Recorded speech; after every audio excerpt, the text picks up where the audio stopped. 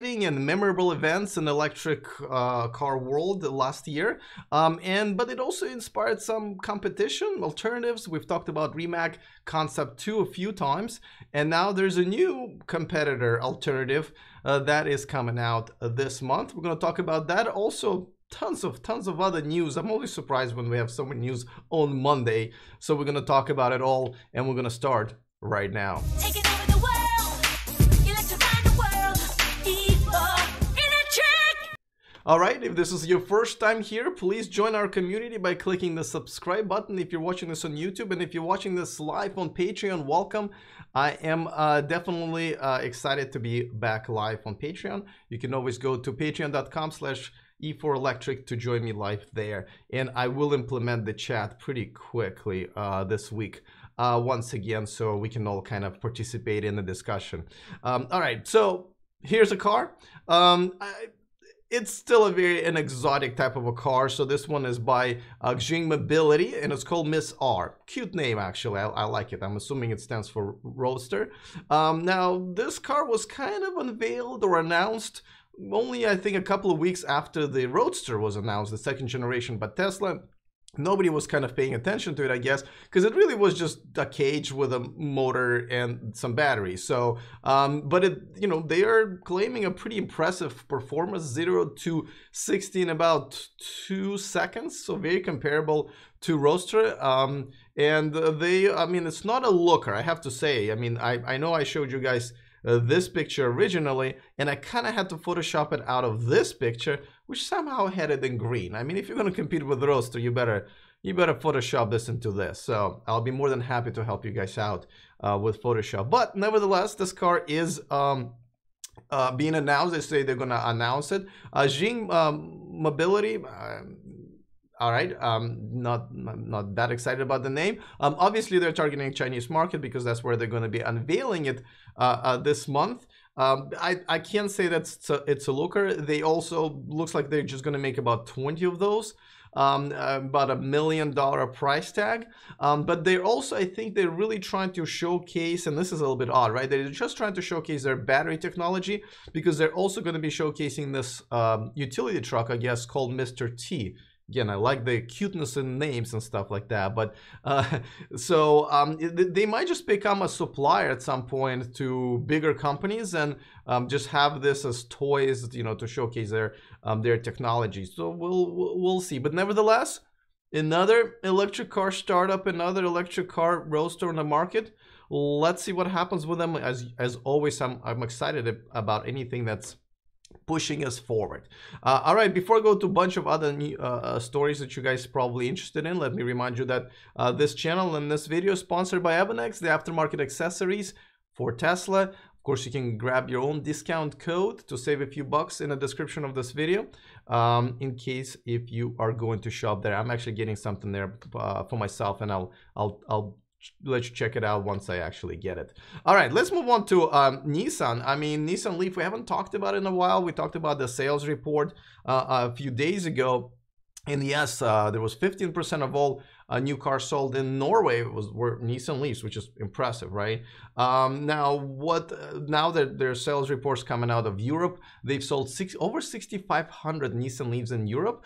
3,000 they've sold in Japan. I reported that as well to you guys, and I think we're at about 1,500 in the United States. So it's pretty safe to say that they're way beyond selling 10,000 Nissan Leafs around the world. And again, the production and sales have not been fully ramped up in the United States. I expect them to be, almost right behind Model 3. I wouldn't be very surprised once that in a couple of months, once everything's firing at 100%.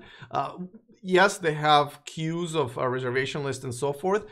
So that's obviously helping. We don't know what's going to happen if the demand is going to continue once they are out of those, once they satisfied all of their people in their reservation list. And we got to mention that, of course, a much better of the Nissan Leaf. The new Nissan Leaf is coming out next year because of the extended range. They're going to have a 225-mile version and the active thermal management system on the new batteries that are now going to be made by LG Chem instead of the company they used to own. And, you know, been having some issues with batteries. So it's been probably one of the biggest drawbacks, right? So yeah, very excited about it. It should be another good run for Nissan Leaf. Definitely a record year coming up for them.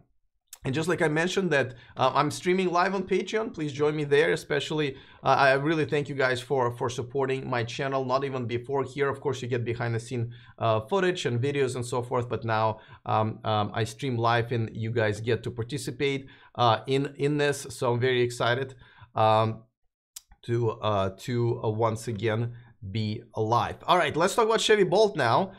Their sales were okay. I think about also under 2,000 in March. We talked about this, but now they're talking about the recall. Now it's a bit of an odd of a recall because what they're saying they've discovered, oh, somebody else discovered. They kind of you know, owned up to it.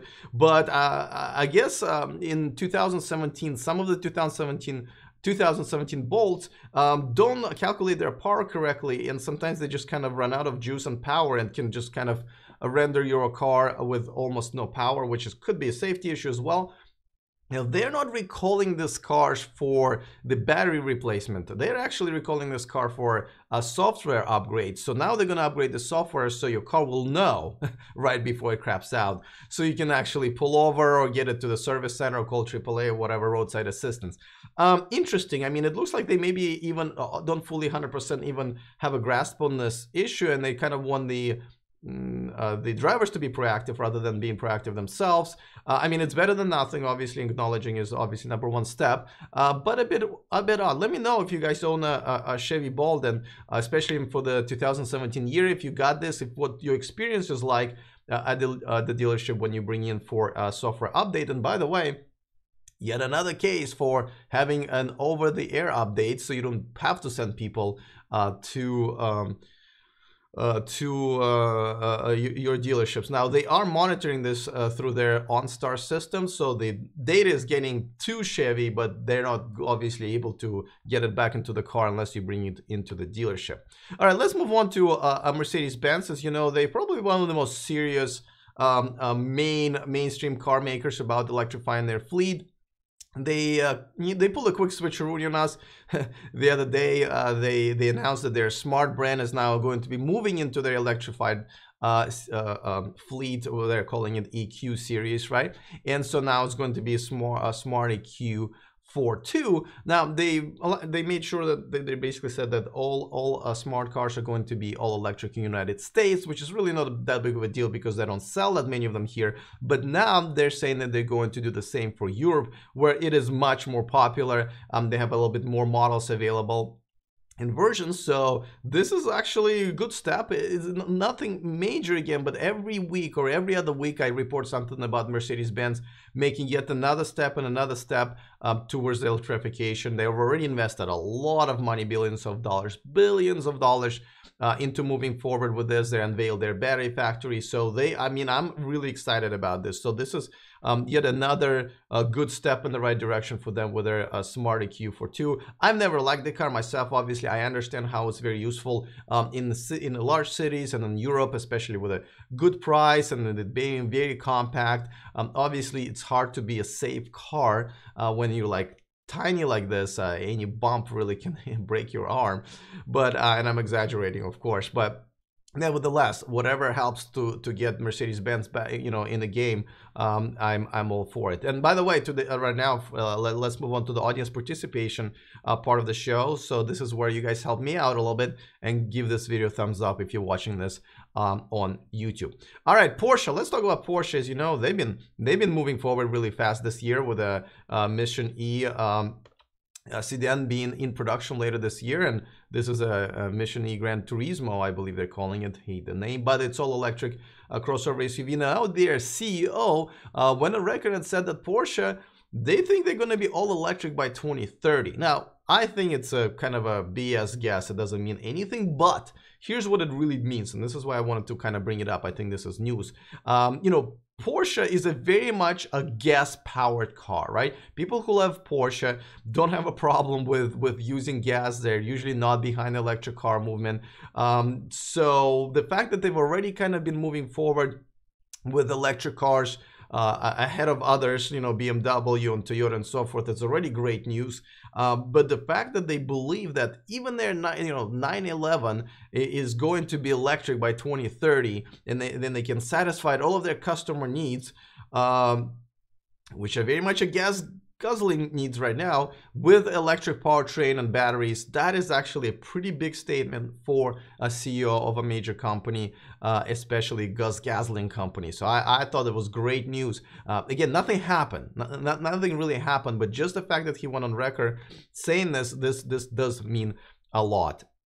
Now, just wanted to also update you guys on a quick announcement. Of course, this Saturday, I'm excited to have Rich Rebuilds on my show as a guest, and already had Robert Bollinger on Saturday. Great interview. I really enjoyed having him here. It's a featured video on my YouTube channel right now, so check it out. Rich is coming up next, and we're gonna do the Avila Beach trip. I will try to live stream. If not, I will post the video on Sunday instead of Saturday. And Zach and Jesse should be here on the 28th. And I'm working on many other exciting guests in the next month. Let's move on to comment of the day. Once again, we're back to just one. This is a way for you guys to participate and get your questions and comments on the air on YouTube, where I post replays of these live videos. So let's get that going. The question, I love this question. It comes from Roy, one of the regular posters in the comment section. He says, and we're talking about the adoption of electric cars, right? And how fast and why we're only at about 1% of all global sales right now. He says, let's hope EV adoption doesn't get stuck at some level similar to veganism adoption. Both are no-brainers, but for some reason people stay stuck in their inferior and damaging ways. I absolutely love this comparison, and this is analogy. Comparing electric cars to basically vegan diet. Yes, vegan diet is good for you, and it's very environmentally friendly for many reasons, especially if you're animal lovers, and there's absolutely no negative really for you, no negatives, not only positives. But you know, it got kind of popular and then it stopped, right? And I love this comparison, and here's what I think the difference is. And you know, I mean, obviously it's a matter of taste, but most people, including myself, don't believe that vegan food tastes good, right? And there's not that many vegan restaurants or options options for us to go and buy this at stores and so forth. It's kind of limited, right? So it's a good comparison for electric cars. You know, the availability is small, the charging infrastructure is still not there, but the difference is, where most people don't believe that vegan food tastes good, we need to make sure that our product tastes good. And I think we've been doing a good job as this movement, you know, Tesla leading the way. The electric cars are better than gas cars. We just need to make sure that other people have the taste. Give them a little bit of a sample, right? So great comparison, but just like I said, I think that was a matter of vegan food, or maybe still not being mainstream delicious, if you will, right?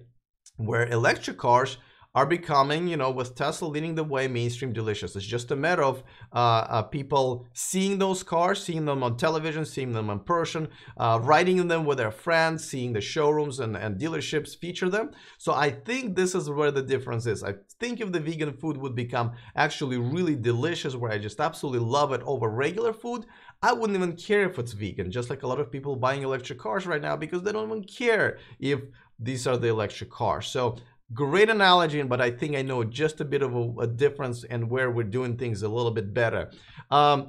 Michael in the chat room on Patreon says, will these interviews be live here on Patreon for us to participate in? Yes, so all of my shows are going to now be live like they were on YouTube, except for now I'm going live on Patreon, just like I said, for many reasons. If you want a long explanation about why, watch my video from Sunday. I think at about 10-minute mark, I explained it in detail. And also it's a reward for those who contribute to my show, because with all the travel and equipment and just trying to, you know, pay the rent, this is becoming a pretty expensive hobby for me, and I would like this to be my full-time job, so I appreciate it. But yes, absolutely, you will be able to participate in it. I am trying to implement the chat here. Now, I have to say, with interviews, because of the scheduling, sometimes I get, you know, pretty big YouTubers and CEOs that are coming up. Some of it might be pre-recorded because to accommodate their schedule, right? Because sometimes they go like Saturday 11 a.m. I just can't do it. So some of them might be pre-recorded, but when I can go live, I will absolutely, you will be able to participate. So thank you for that question. All right, I think we're all out of the news for today. I really appreciate you guys watching. Thank you for all of the questions here. I will see you tomorrow once again at 11 a.m. live on Patreon, and then almost immediately after that, the replay will be posted on YouTube. All right, guys, see you tomorrow, and remember to stay charged.